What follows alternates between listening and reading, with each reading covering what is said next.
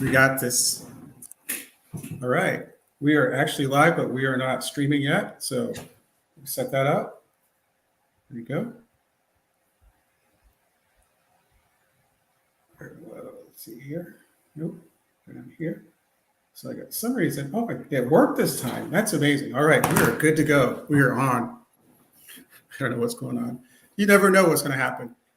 Anyway, we have the radio program coming on, and I got some announcements to make. Here we go. We have 8 seconds. 6, 5, 4, 3. Blog Talk Radio. Uh-oh, what happened? This is the second time. Host disconnected. We're not connected. Please call it. You got to be kidding me. You got to be kidding me.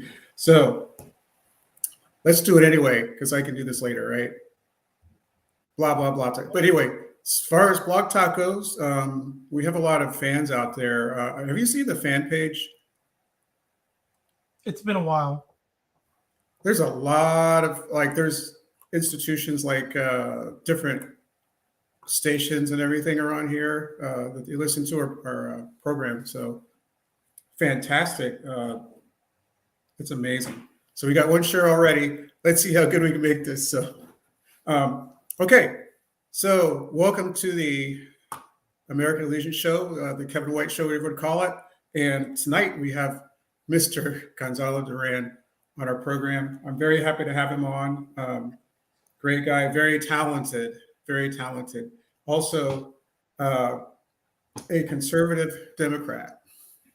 So fiscally conservative. Is that correct, sir? Yes, it is. I'm a Democratic fiscal conservative. Mm-hmm. And you are from the Bronx, is that correct? You live in the Bronx. Yes, I was born and raised in the Bronx, and my family comes from El Salvador and Ecuador. Oh, okay. Got some Latin flavor there. So I also, you're a busy man. I see you doing all kinds of things all the time. Yes. In the city. And it's great because you have a great cause. The biggest thing that impresses me, besides your food, we'll talk about later, is you're helping out people who get out of the military, the Marine, what is it? Your program that you have for veterans, it's amazing. So Devil Dogs USA, amazing that you put this together yourself. Tell us about that. Yes, I'm the Chief Executive Officer for Devil Dog USA Incorporated. If you're looking for any information, you can dial www.devildogusainc.org. We've been in operation for about 10 years. No, actually, this is our 10-year anniversary. Okay. November, and we originally started as an organization to try to help student veterans that were facing homelessness. And because I myself was someone who suffered through that. So I got together a couple of college students from Fordham University, and we built upon that. And, now it's been 10 years. We're opening a second office this the end of October, which is going to double as a community center. So for us to get from point A to point B, I've had to adapt to a different type of lifestyle. Being in the public eye for over 9 years, 10 years technically, and putting myself in situations where I was doing different type of work. So at one moment I'm focused on the homeless veterans, but then how do I get there? As a case manager, you need resources to give to individuals so that they can prosper when they're down on their luck. So for me, accumulating all these things coming up, recreational programs, medical, dental, educational stuff, all those things came together, and as they grew, my outlook on life grew as well. So where you said, the chef stuff, I've used that in my business wise to do meetings, that's how I filter it in. Or if I'm doing activities in the city, now that's no longer work for me. That's more community engagement, getting people to go outdoors in the movies, book reading, nature walks and stuff like that. And then on a personal end, starting a movie club, which I've, even though I'm doing all these things, to me that's always been a big priority for me. Running for office is something that's cumulative to getting all those resources one day and saying, look, now I want to give it to the people more directly. So as a humble case manager one day now, doing all these things, it's I relished that look, I'm sitting here talking to you even about this. Right. So here's your website right here. You can see it. So you have a huge community, and what you're doing is great. I had a friend on not too long ago. I don't know if you saw it or not, but he does the same thing in Indiana, and he actually gets shelter for homeless, just like you do. That's fantastic. We have a lot of people that are not doing well. They don't, like we talked before. They cope with Roger Pipe. Well, hey, welcome, Roger. So, um, and it's nice to have some kind of resource that you can't get from the VA or other people. And I'm very proud of the VA. They do good things, they do great things, but they can't be everywhere. Of course. And for me, I've never tried to downplay the work of other organizations. Mhm. The VA is the almighty in the Right. aspect of resources, funding for the community, for the veterans. But they don't have their hands in everything, and they're limited by regulations and policies and Yes. stuff like that. And for nonprofits, the way I look at it, we it's a collective of individuals gearing up money so that we can help out the communities that we want to seek out and help. So when it comes to the VA and the nonprofits, I will always try to be the bridge between helping everybody. And you know let's say our recreational program. Let's say golf. We have the longest shot golf program that we do in City Island, and we're doing it. It's our 9th year anniversary. We recently partnered with the recreational department for the Bronx VA on that. Not sponsored, but more cooperative working. Getting the voice out to the community. And then our other programs that, such as Vet Talk. We have a show Mhm. called Vet Talk where it's our 6 year anniversary this year, giving organizations that are fellow nonprofits the ability to speak and share their resources to the community. That's pretty awesome. So yeah, you have a veteran listening right now. So watching right now, Air Force Wow. veteran in the Well, Ron, audience. joining us. Roger Piner, he's been around a long time. He retired a long time ago, but we worked together, fighter jet mechanics. So as far as that goes, so I'd like to talk about this a little more, but I think there are more important things going on. I need your opinions, being a former Marine. What do you Okay. think of this conflict we have going on overseas? Would you like to comment on that? The Israel and Hamas situation.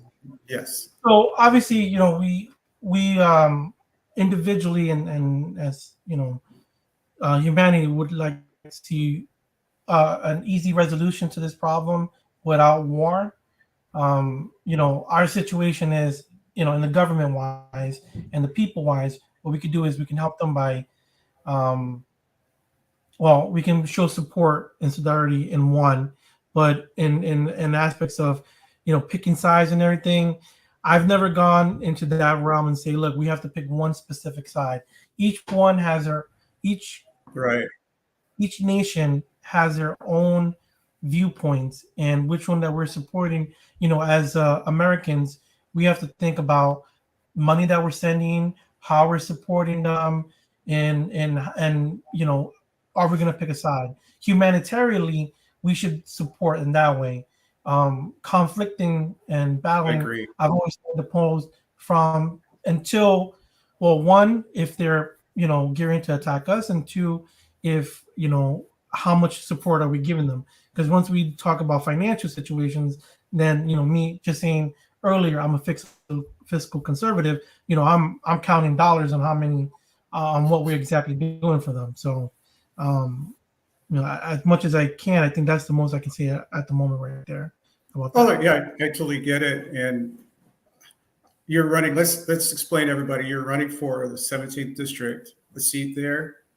Yes. So And at the then moment, at the moment, I'm currently the district leader for the 79th Assembly District. I'm running for larger seat for City Council District 17, and I was recently elected the vice chairman for the Bronx County Conservative Party. that's pretty awesome. Congratulations. Thank you. When I spoke to you earlier in the year, I was just Gonzalo Duran. Now I'm the Honorable Gonzalo Duran with many titles and going for a larger one on top of that. That's pretty awesome. Yeah, I So, would. Yeah, go so ahead. you could take in your notes right there. The Kevin White show helped Gonzalo Duran get to this level. Wink, wink, wink. Yes, right. Yeah, I interviewed a guy who ran for I think he ran for mayor of New York City. He didn't make it that far, but it was fascinating to see what the races are like, what they have to go through, and also governor candidates and things like that. It's amazing. Like some things you don't think about. Like one of the guys was in Virginia and he couldn't go to every county safely. This is a few years ago. So things you don't think about. I mean, So, well, I've faced my own situation. So when I yeah, spoke to you earlier in the year, I had been a Democrat, Democrat for since I was 18 years old, which was about 20 years. So I was a 20-year Democrat, and now I moved over, did a lateral move to the Conservative Party, and for the most part, New York City is blue, completely blue.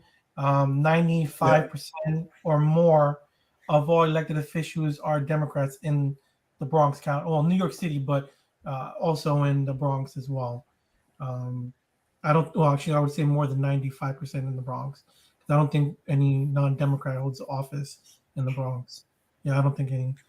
So for myself, to transfer into the Conservative Party, um, pushing in an all blue area has been a difficulty situation. But the work that I try to say that I've done some really remarkable things. So for the Conservative Party, I've increased the numbers to over 4% in the overall numbers for the Conservative Party. I've held multiple events.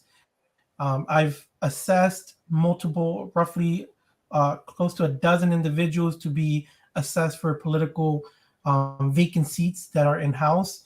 So I'm proud that I've been able to get other individuals elected as well. And in this upcoming year for 2024, I'm I'm hoping to get the slate of all the vacant parties filled and increase by the end of this year the Conservative Party by 10%. Now, most people say, well, how is that going to happen? How are you going to do that if everybody's Democrat? To be honest, a lot of people that I've been talking to are tired of the Democratic. Well, so let me push back a little bit because I want to make sure that everybody understands I'm not against democracy or the Democratic Party. I'm against the machine, the Democratic machine that's controlling New York City political system. And that system, so when you say, well, New York is horrible right now, there's only one political system you can blame.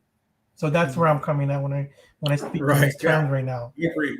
You Yeah, know, so for me, a lot of people are disgruntled of the way the system is running right now. The city political system is, and they're looked for outlets. So for me, being as a leader, that's one. Two, having them transfer over to different parties. Honestly, I don't care which one specifically they go for. They can go for yeah, independent, no right. party, Republicans, conservative. It's their choice. But with the person that I am, I've been able to I guess, gathered them into the Conservative Party.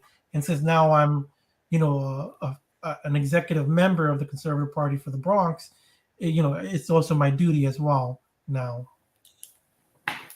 So yeah, you have that's a pretty big hat to fill. But at the same time, I know, and I listen to a lot of radio, and I hear there's like grumblings against uh, the non-conservatives because of what's going on in town, in the city with the migrants and uh, Mayor Adams and the things that he does, Mm-hmm.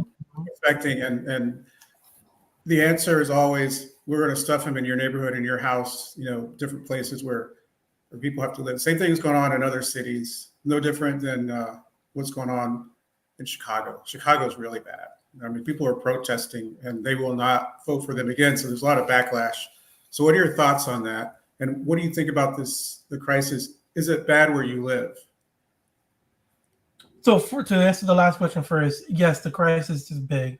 To go to your first question, how do I feel about this? Well, I look at it this way. First, it's not really um, it is a two-party problem right now because one of the reasons why it's getting so bad in these major cities is because they consider themselves sanctuary cities or progressive cities, and the Republican dominated that are government states have been pushing these migrants to these locations. So, 200,000 people didn't walk across to New York City from the West Coast.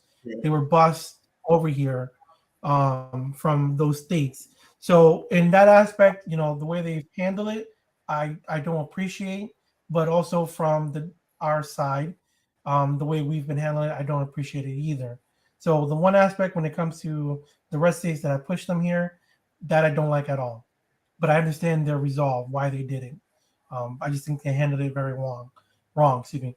Our New York City being a sanctuary city, I believe that there should be a system in place. We're all children of the American dream, but we can't just think about the individuals in front of us. We have to think about the individuals that came before. So, individuals that they became over here undocumented or sought asylum over 30 or 40 years ago, who have become citizens, who have been paying their taxes, did their dues, are looking at individuals that are just coming here and getting a free for all on the tax payer's dime, aren't happy as well. Us as a community, as a city, I believe we have to start looking at the roles. Not every single person that's come here, all 200,000, are actually seeking asylum or qualify for asylum. So at some point, we have to say, stop. Right. Follow the rules, do this, send people back.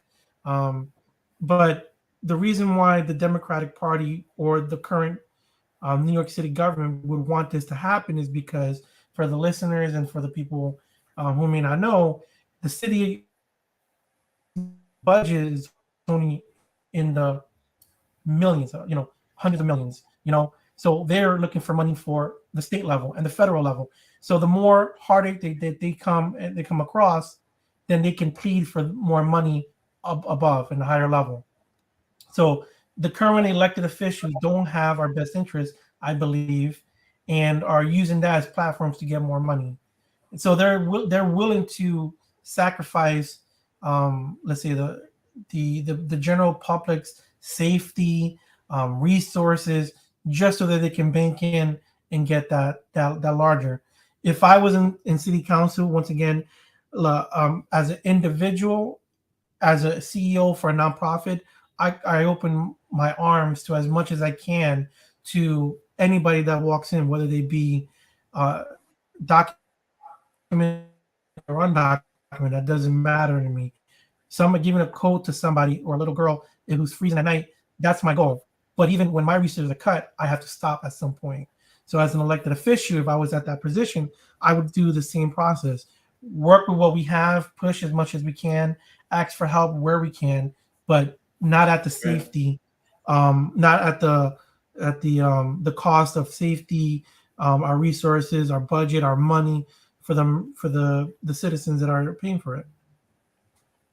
Right. So you have limited resources and you're overwhelming. The system's being overwhelmed. So I think it's not anything against the migrants. They were given that opportunity, but it's responsibility of the government or somebody. I mean, they can disperse them. I mean, it's crazy because you can't live like that. You don't. Where do you get all the resources from for everybody? You really can't. Totally. And like I said, it's happening everywhere. Other cities hasn't hit Ohio yet, but I'm sure it will. I mean, the more people come over, they're going to be everywhere.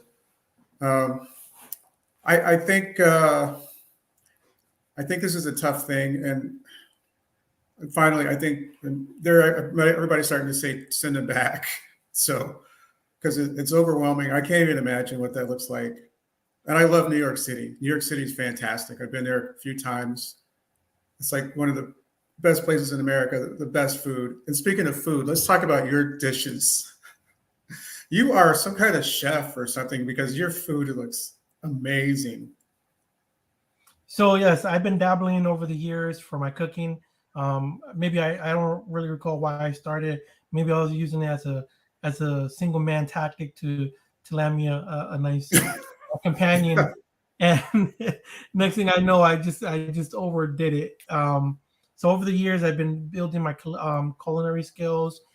Recently, in the last I want to say 2 years, I've taken it to a different level, working with different chefs, learning from Wow. them and working with them, cooking with them, which is a huge honor right there.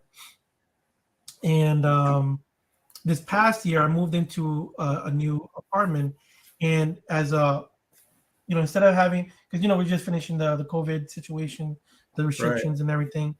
So what I did was, I instead of having a housewarming party, I had individual housewarming welcomings, and I used them as ways to reconnect with old friends, business situations, and for opportunities to come up in the future.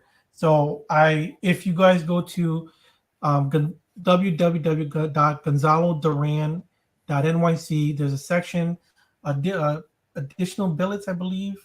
And if you click that, you'll see one for community engagement and one for the chef. Chef Gonzo, I nicknamed myself, or that's everybody nicknamed me as well. And for there, I don't charge for my chef services, but if you make a donation to Really? Dog USA Oh, and wow. you follow the rules in there, there's a way that you can have me cook for you, and enjoy my company. I've been told that my company is pretty good, and and what we're doing is we're eating a good meal, and you're helping a good cause at the same time. Yeah, you're a very talented man. You do a lot of things, and then for you to turn around and cook something like that, like I see, is they're just mouth. I don't have any pictures. Do you have any pictures of anything? Let me see if I can get something. Can you share on that end? I think I can do present, but I got to make sure I have Okay. to present to you. Give me 1 second. I think I pull something. I have a Facebook where I have an album just for food. Uh, Really? yeah, Okay. it's gotten that big. It's gotten that big. Um, I've got phone calls to do catering parties, to be a chef, and I'm like, look, I'm doing this for fun. I'll do it for 4 or 5 people, but I don't want to, Right. you Right. know, make this my new um, I goal. thought about that too, hiring you to cater something. But I Hey, live in Ohio, so if you fly me out there, I'll come by. That's not a problem. yeah. Okay. So I'm sending one of my favorite dishes right now, Okay. and this one I'll explain in a second. Coming back and present Oh, I didn't know you slides. could do that.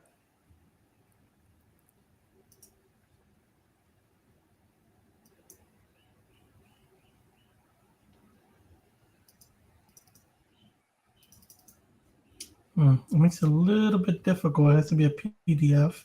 So let me switch this over real quick.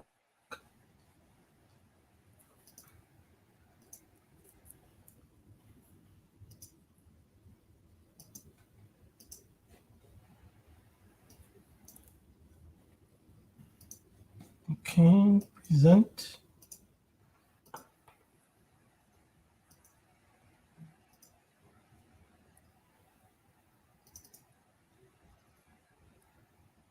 So there should be something popping up right now, and this is one of my favorite Okay. dishes. I don't see anything right now. It's Yeah. still processing. Okay. All I'll right. explain what it is. So, you know, this is regards back into the veteran VA stuff. So one of the things that the VA tries to do is a health conscious, for veterans to eat healthy. But Right. the food that they provided was like something I was like, oh, I don't not really gonna look at and pay too much attention, and it sparked my ideas. And I was like, well, what do I like to eat? What would I like to see? And if you see here, there's a I'm not sure if you can see. You should be able to see it now. There it is. Let me add. I'm gonna add it on to. Okay, add to the stage. There. Oh yeah. Okay. So I Wow. believe that's a ribeye steak with sweet corn infused with parmesan and a small side salad. Nothing too crazy. But every Thursday or Friday, I make sure that I have a nice big steak for myself to award myself for the accomplishment of making it past another week and the hard work that I've done. Um, Yeah. I'm a very simple guy Right. when it comes to salad. So lettuce, tomatoes, cucumbers, and a little bit of dressing or no dressing, and then the sweet corn. I was at this restaurant one time, and they had this sweet corn infused with parmesan, and I was like, "This is one of the most delicious things I've ever had." So this is my Really. variation. This is one of my variations from it. I never really make anything the same way twice. I always try to change it up. So this is right here. This is one of my favorite dishes. Wow. Okay. Let me see. Oops.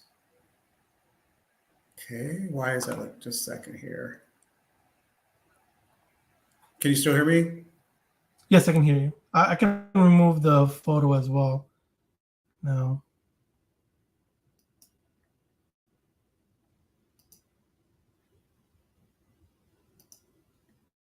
Okay, I took it off.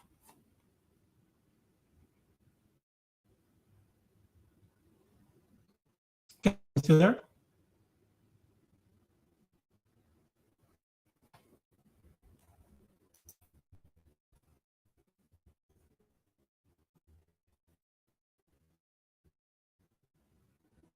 Well, I guess I can take a moment to talk about the work that I'm doing for my campaign. So for those watching in New York City,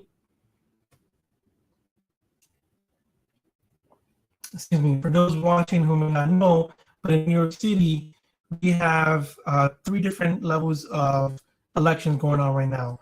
We have the DA, we have district court or circuit court judges, and we have the city council.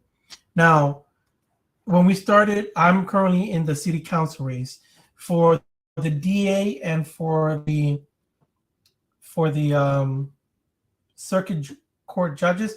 They're going completely unopposed. That means they're walking into their positions automatically.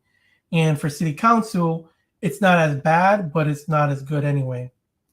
Either way, what they're doing right now. Oh, thank you, Kevin. So I'll explain to the guest the the current New York City election system right now. So we have the DA, the circuit court judges, and the city council. The circuit court judges and the DA are going unopposed. That means they're just walking into the positions. Period. Wow. For city council, I believe there's 51 positions, and less than 30 will be challenged in the beginning of the year, and for the primaries, and I believe for the general elections, a handful even going across, and maybe are actually being. See, I got cut off for a second. Only two, maybe three, are actually fighting really hard and pushing through. I'm one of those three that I'm aware of that is pushing across the board. So for um, the city council elections are November 7th. Early voting begins October 28th to November 5th. Um, for individuals like myself that are challenging the system right now, it's not an easy game. I want to say the rest are for the Bronx. I know for sure the there's only maybe two elections. One is a Republican who received the conservative endorsement in the 13th district, and then mine's, which is the 17th district, and one for the 15th district. I want to say that's Jose Padilla and Christie in the 13th, and then me on the 17th. Well, anyway, um, for those who say, well, if you're conservative, you're going to lose. What's the point? If we focus on that attitude forward with my campaign, I right now with no presidential election, that means the city council rate for New York City is going to be very low. Like the next city council person can win maybe with 3,000, 4,000, maybe 5,000 votes in a territory of over 70,000 voters, which is horrendous. Imagine saying that you won your position with 3,000 votes. It's ridiculous. Yes, sounds bad. But for the people that would like to support, I honestly believe with the low numbers, my high level of notoriety, and my foundation of work for the community for the last 10 years, as a public advocate, or excuse me, as an advocate to the community, and then my record as a Marine for the last before that for 8 years. You put those things together, I stand ahead heads above, a head above the competition. Someone who put in their positions with minimal efforts and a horrendous workmanship. I mean, we're talking to the point where there were signatures that you could tell they were falsified, whole pages of Wow. signatures where the verifying person wasn't even qualified to vote, submitting it. Wow. You know, Wow, that's crazy. uh, he hasn't done any public forums in I don't know how long, but there's no need for him, because you sit me next to him, I'll make him look bad in the end of the day. So you put all those situations together. So if you wanted, why would somebody away from the New York City vote want to support me? Because you can anybody in the country can vote, can help support fund my campaign. You can go to www.gonzaloduran.nyc, go to help, and click on contribute, and you can contribute to my campaign. Now, I believe if somebody in, let's say, the Conservative Party were able to get anywhere above 30% of the vote or win an election, that would make national attention right there. And that would give to show the people that they want support. So funding can come from anywhere. Voting has to come from my district. I would love to win, but realistically speaking, what I've done the last couple months is to build a solid foundation. My reputation in the community is one thing. My reputation in the politics is another thing. I've been in the political realm for about 8 years, but I've always done it as a background individual.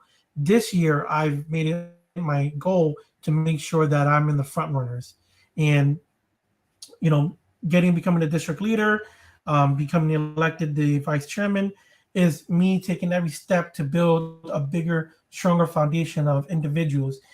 And if I didn't increase the numbers in the party itself, if I didn't have people that I help become elected, then I would say to myself, man, it's going to be really hard to do this, but it hasn't been. What the problem comes in is funding and media attention, because at this point, with the current political system controlling the media as well, it makes it hard for somebody like me to get on local television, to spread my word, my Right. voice. Yeah. So someone like you helping me out makes a big difference, gets me that exposure that I need. Me writing, if you Yes. look, yeah, if you look at the top part articles, um, on my webpage, those are me, on subject matters that I believe that are important in the community. And in the bottom, if you look at community engagement, you'll see articles of me engaging with community members and leaders as well, at the same time showing them representation as well. So yeah, right there, if you look at the bottom That's one, beautiful. Yeah. help those situations, like community heroes. Wow. Robert Rodriguez is the Father of the Year recipient for 2016. Cindy Bobay is a nonprofit leader helping individuals with food and clothing in New York City's homelessness, and she just became a guardian angel Yes. member. Identity's message for the National Coming Out is identities, or some James Young, aka Identity, is an LGBT member, and as you can see, if anybody reads it, it's about the National Coming Out Day. Most people think that conservatives will be against the LGBT community, but if you look at my track record, I've helped the LGBT community for over 15 years. And when it comes to my political stance on it, once again, progressive is one thing. When it deals with the money of the public, it's a different thing. Right. All right. So your funding, as a matter of fact, I'm going to a fundraiser for somebody running for state senate representative, I think it is, in Ohio. Somebody my daughter used to work with. So I think this is exciting. These kind of things are exciting. And I would love to donate to your campaign, contribute to that. If it's legal, I guess it doesn't Thank matter you if so it much. is or not these days. It is legal. Yes, right, right. And yeah, I believe in the process. And I've heard a lot of horror stories from people who ran for office that were kicked off. They were not able to run, and they make ridiculous, like California is really bad. They make ridiculous rules, so you can't ever run, or you need another $7,000. You need this, you need that, and it's impossible. So I'm glad New York is a little more civilized than San Francisco. And this guy is And a that's doctor. that's another. Yeah. Technically is not. There's a lot of discrepancies on the Board of Elections and the campaign finance board. I don't want to go too deep into it, but Oh no, they you each don't. You have don't their have. own political situations. And once again, if you're trying to blame why it's like that, if there's only one system in place, Yeah. one party in place, then it makes it harder for the rest. Because Right. I'm going to again, no different again. Yeah. Yeah. You can't. Sometimes you can't beat the system, but sometimes you can. But the system is rigged against. It's just like Vegas. The odds are stacked against you when they own the machine or stuff like that. But If we I don't think it's try, great. if we don't try Yes. if we don't attempt to, then these things will continue happening. Like you can see as a nation we're hurting. Hmm. And community levels. We've only talked about Chicago, New York, the major metropolitan areas, but it's every other state and county has their own dilemmas and problems. Right. So have you ever been to Ohio? Just curious. I have been to Ohio. I believe I don't remember the specific location, Okay. but I did enjoy my. It was the one of the first time I seen a real cornfield, and I remember Yeah. taking a picture of it. It was one of the best times I had. Awesome. Awesome. Ohio's See if I can okay. find it. It's okay. Things are kind of more synthetic here, except for maybe the crops and the animals. But I love the authenticity of like ethnic food in New York City. Is nothing like it. And in my opinion, and I've been all over the world. I've been to Middle East, great food there, and uh, Panama and things like that. But New York City is fantastic. I love it.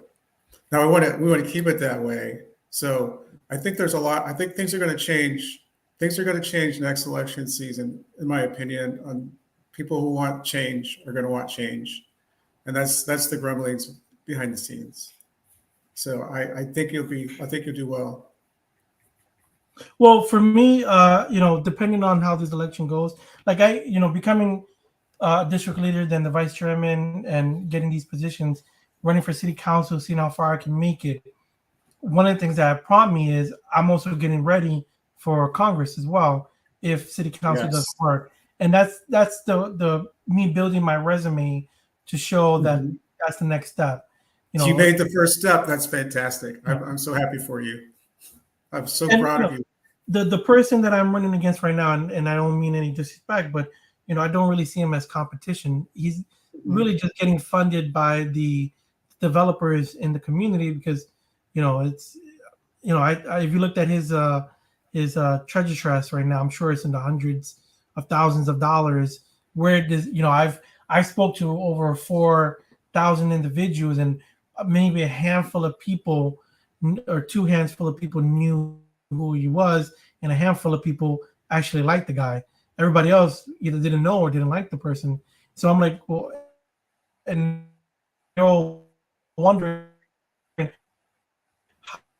how did he the they eliminated the competition, and that was one of the reasons why I later moved to the Conservative Party because um, one of the tactics that they do is they uh, they will they will challenge all your signatures for your petition, knowing that majority of the smaller Wow. uh, other candidates don't have the funds to challenge it with the courts, to challenge the paperwork. Imagine having to go through hundreds to thousands of signatures to prove that they're correct in like a 4, maybe 5 or 6 day period during work days, um, in a room in another borough for a couple hours. Yeah. How do you do that? Yeah. How do you do that? But how do Wow. and that's the most biased way that they can come up with. No. You spoke earlier about the migrants. And the reason, so there's a difference between undocumented and migrants. Undocumented Yes. people come here, or come in undocumented. That's, they cross illegally here. Right. Migrants are transported from state to state, different locations. So, Yes. you know, Right. Yeah, and so I noticed that. Yeah, that's yeah, the migrants, they're not really migrants. Um, that I was talking about earlier. That's what everybody calls them that. So I totally get that, and that's what makes our country great. yeah. So So now, when it comes to that situation, let's say we've had 200,000 individuals come to this country recently, or New York City recently, and now we're at a point where we're trying to say, or excuse me, what the local officials are trying to do right now is give them temporary job applications or be able so they can wow. licenses to work, right? Now, the added effect for New York City law is if they are able to work here for over 30 days, they also may be able to vote as well at the Right. local elections.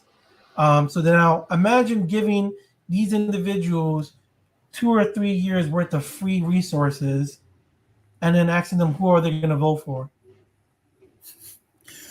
Yeah, to your point there, why don't they just give them the ability to vote? What's the difference? 30 days is nothing. If you get a job, you don't have to So, have a job to be a citizen. You got to meet the well, requirements. the point that I'm trying to make is that this is one of those tactics that they use so that they can get biased voter. Oh, oh You yeah, know, right. you know. If what I've been working as a community advocate for years is, in New York City, you can't work as an illegally documented individual. You can't. But weird enough is that you can own a business as an illegal undocumented Really? individual, as long as you're a New York City resident. you can Uh-huh. own a business in New York City. Wow, I Weird, didn't know that. weird. Yeah, that's But weird. that's the law we currently have, right? Now they Yes, don't want to change the law. They're not working to change the law. They're working to find loopholes in the law. And right. so for me, over the years, I've put together things that passed through the Senate. So illegal, excuse me, an undocumented individual in New York City who is a resident who lives here, they can get a driver's license, they can get insurance, they can get a bank account, Wow. they can start a business, and they can pay their taxes. They can do all that right now. But why would anybody want to do that if you're giving them free Yeah, everything? right. Now, once again, somebody might be looking at me and saying, well, what about our humanitarian efforts that we make? We help the community and blah, blah, blah. Well, you have to also remember that um, all the reason that those are in place is because if we gave everybody a pass, then we would be overrun with other situations. Now, in the void of trying to find better solutions, they have made our city to the point where they've kicked out decorated veterans out of housing to fit Wow. migrants No in. way. Really? If you guys don't believe me, look it up. It's been well Wow. documented. People that have been waiting on the list for years have been pushed out of the way so they can make room for the migrants.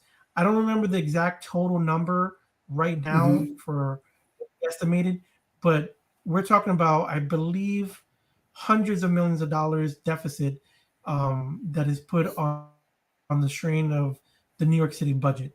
So in next year's budget, they might have to do, maybe I don't want to say hundreds, but tens of thousands of layoffs because the budget is low. So now they're gonna fire city employees. So once again, that's avoiding the problem and hurting the constituents, hardworking Americans paying taxes, getting screwed like that.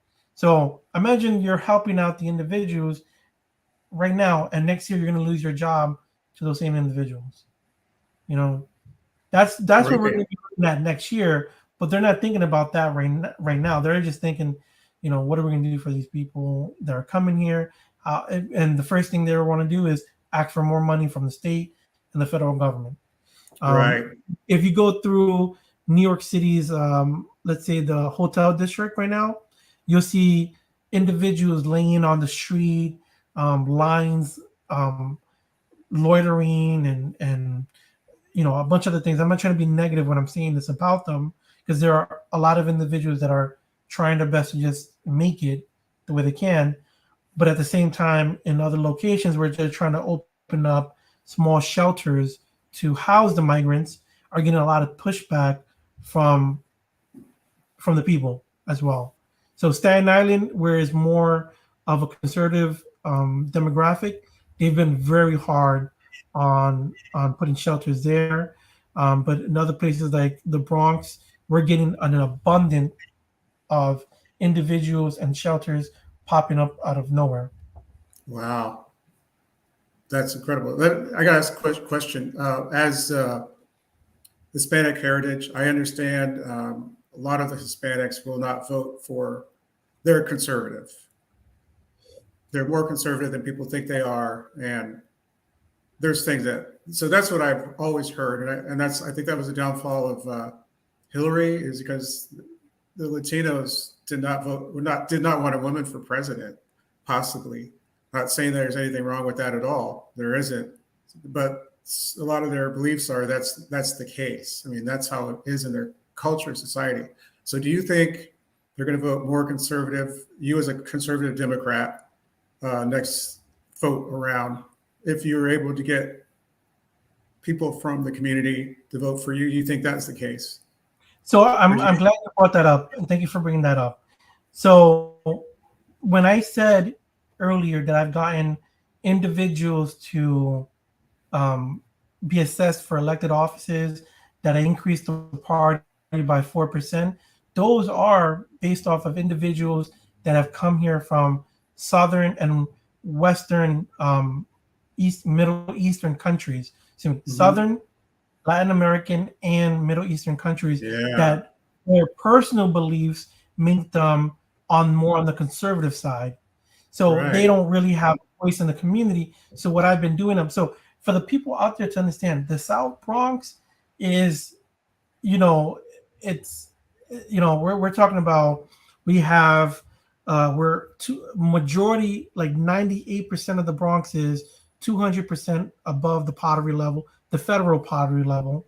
Hmm. um, we have a large Hispanic and African American, um, population. We have the highest of a lot of things, of poor per capita, everything you can think about. So it's a hard life out here in the Bronx, and especially the South Bronx. And the individuals that are coming here, we have, I want to say, the largest public housing, numbers there is as well. So, uh, in those individuals that are there, a lot of them are coming from, or are from, once again, Middle Eastern and South American heritage. Their Right. beliefs are a lot more towards the conservative line, and those are the people that I've been working. So one of my goals is to, in the South Bronx, fill all the seats that are vacant for the Conservative Party in the county committee, state committee, and, was it state, district leaders as well. So I want to fill it all up. So imagine, in next year, me coming in on the show and saying, Kevin, I've completely filled all the positions, vacant positions, with individuals from public housing in the South Bronx, or the Bronx in general. That's a powerful movement for that side of the community, saying we're tired of what's going on and we want change. Right. You know, um, that it's a goal that I think is possible, and is because of, like you said earlier, the Hispanic and community being more on the conservative side. So I'm those are one of the things I'm banking on, and I've seen it firsthand. So I'm working with that as well. Fantastic. So what will you do for the city? What are your goals for So this what campaign? So one of my platforms is youth programs. While we're speaking to the 4,000 individuals the last couple of months, a lot of them said they and I'm not trying to be negative towards the youth, so please don't take this the wrong way. No. This is not my opinion. This is me gathering data and talking to the people. And majority of them believe that the reason why there's so much crime, um, to begin with, is because the youth have nothing to do. So let's say one of the programs I started in late last year was a youth program where I have, 2 to 4 teens every 2 months, receive personal, um, mentorship from me in filmography, photography, business ethics, corporate working, and different like that. And so, just to give a little bit of background, I'm not trying to steer off, but besides being a former Marine sergeant, with a tour in Iraq, 8 years, commendatory service to the country. I've been Thank you an for executive. serving. Yeah, I've been, executive officer. Thank you, for a veteran nonprofit for the last 10 years, with, multiple programs: scuba, camping, golf programs, anything that you can think about regarding social, programs or events, domestic violence, LGBT community, um, self defense, pop up shops, anything you can think about, hosting, organizations, building, other nonprofits up through fiscal sponsorship, grants, etc. Basically, anything you can think of, we have done it in our offices over the years. And I've spearheaded many of those programs in and out of work. Um, and for that, I've been seen as, I'm a former, Father of the Year recipient for New York City, Veteran of the Nice. Year for the Bronx, um, Yeah. humanitarian. of the Year, Advocate of the Year, Man of the Year. Um, I'm a NASDAQ opener, and those are Wow. citywide. Those are citywide accolades. I've never received anything from my local elected officials because normally I'm the competition, so they're not gonna back me there. And that's a lot of accomplishment you just rattled off, and amazing. So, my question for you, okay, as a Marine, former Marine, you're never a former Marine, right? You're always a Marine. I sometimes I get that wrong, and I get flack. But as you're 8-year guy, you were getting into leadership, right? You're doing this stuff, so you understand how you got to have somebody behind you in succession where you're not there at the Devil Dogs USA. Somebody else is taking over and running it. I'm 100% sure that's how you operate. So you plan ahead, and that's how we Yes, get it done. Yeah. yes, and this is one of the things where as a I'm only saying it because it's an important situation right now. As a conservative and my political beliefs, if I were to win for city council, since that's a higher level political position, I would step down as the vice chairman and as a district Mhm. leader to fill those roles. And I would take a I would step down as the chief executive officer and maybe just step down to being the director of recreational programs or something like that. Um, you know, and For the city council, it is a term limit of 3 term limits. So, right there, that's me saying we shouldn't be building too much power. That's why you have senators and congressmen that start out with like a 150,000 something paycheck, yearly paycheck, and all of a sudden they're multimillionaires. Yeah. Yeah. I always think about that. How does that happen? So Yeah.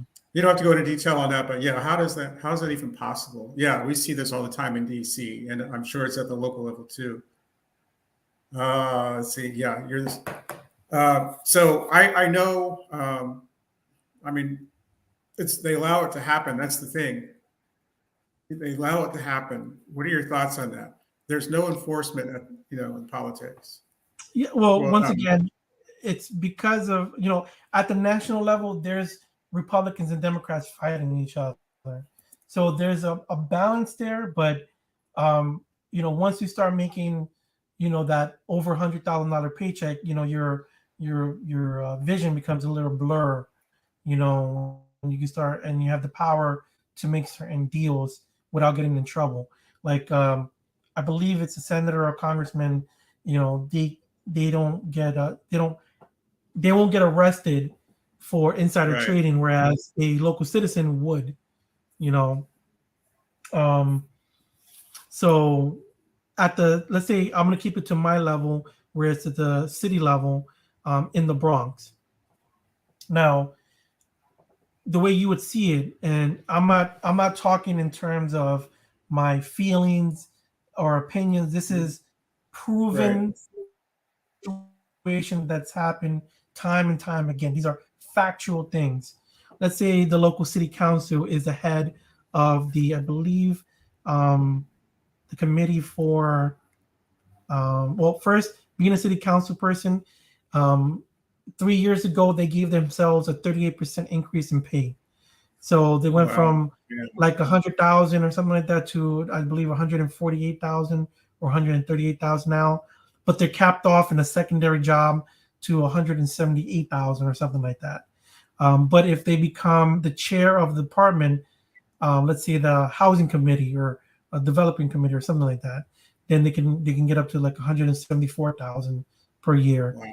Um, or they get increases. Excuse me. I mean, they get increases in pay, which I don't have a problem with. That's not a problem. My problem is if somebody becomes the chair of the housing developing committee, but just happens to give all the developers easy pass to take over the lands within the city, and start building massive, complexes on the disguise of affordable housing. So, like right now in the Bronx waterfront, I believe it's called the River. waterfront for the Bronx, you have to have a minimum income of $85,000 to get into the affordable housing. I can assure you that for the Bronx, I believe it's like 34,000 or 45,000 for the average income, something like that. Wow. So then, if that individual is the chair and is given a free pass to all the developers, when he finishes his tenure, if he doesn't get a higher position, most likely one of those developers are just going to happen to give him a position in their executive board. So he'll just walk into a $300,000, executive seat. Or Wow. let's say Yeah. the mayor this year and the person that I'm running against happen to make their friends and spouses the commissioners for the park department for the boroughs. So how did that happen? You Yeah, know, right. I don't know. I don't know the wife. Excuse me. I'm gonna step back when I say that. I don't know the Bronx commissioner's background, but if the city council person put them there and they don't have a resume with the parks department, then it makes a very questionable situation. You know, but in the end of the day, nobody's fighting it, and the media only gave it Yeah. like a one, Right. like only a 1 day pass. So how do I feel about it at my level? You know, I believe in government transparency. Yeah. I pledged to take a 50% pay cut if I'm elected to city council, so that money can be redistributed to hire more aides. And I would hope that my fellow city councilmen and women would follow in my steps and taking away that 38% pay increase when they obviously Yeah. have not deserved it. That's huge. That's a huge raise. Nobody gets that. And they did it from themselves. They voted it on themselves. Yeah. You know? Right. That's why people can't vote for themselves. This is the reason why. Well, okay, one So, last question. I'm gonna let you go. If you need you got your time or something, I'll give your time back to you. But I have one more question for you. If you don't win, will you run again? so for this specific situation, um, I city council is in a time frame where this election is only 2 years.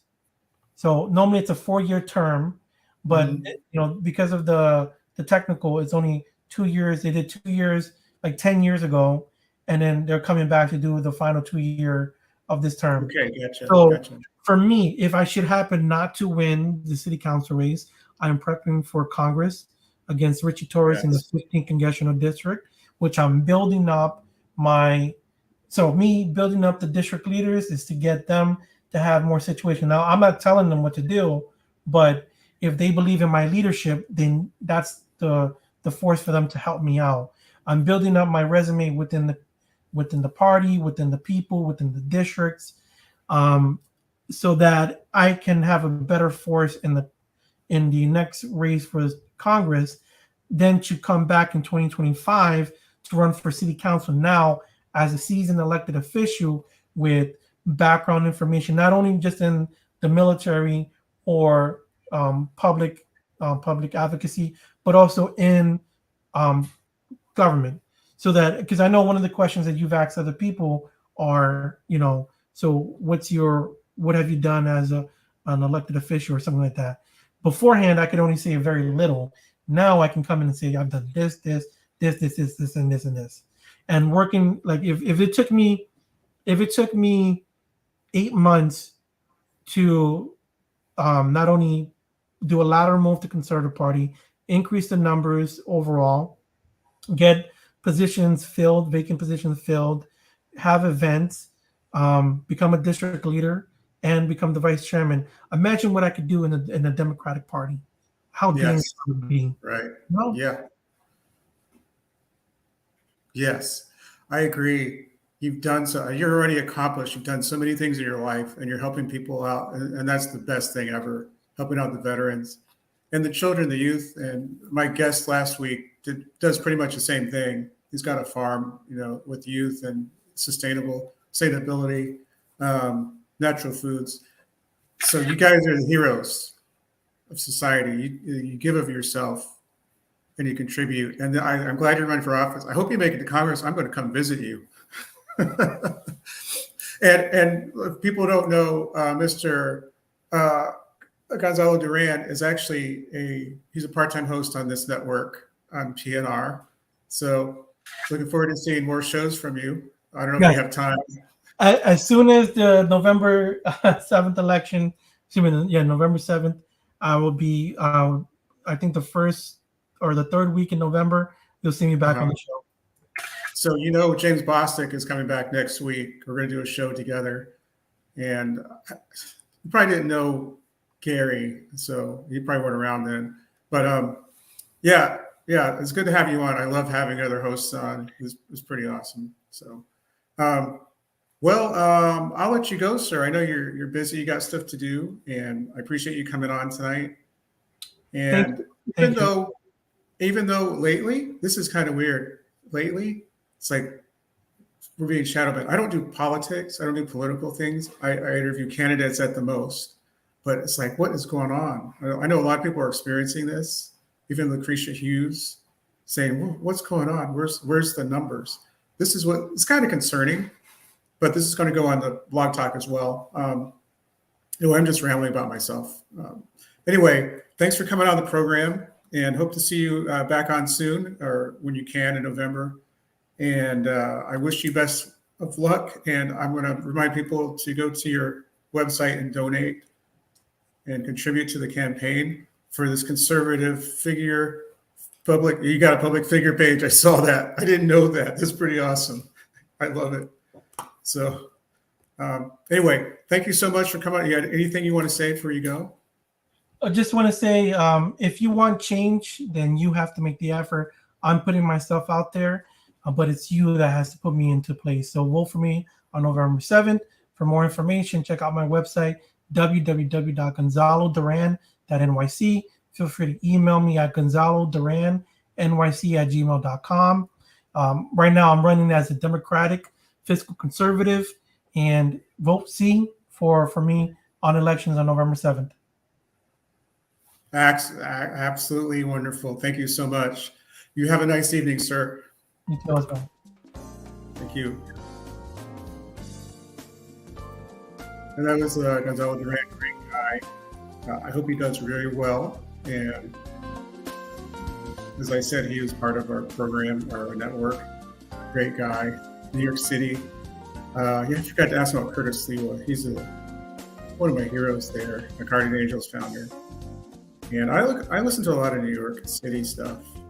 It's just different, I think it's unique. Texas, it's not about politics or anything. It's just the variety of things they do. Anyway, this will do it for the show tonight. I've been invited on 2 other shows, actually 3 shows, from an article that I keep talking about. I keep posting, but I enjoy it. So it's a big accomplishment. Anyway, that's the end of the show. Everybody have a great evening, and see you next week. Thank you.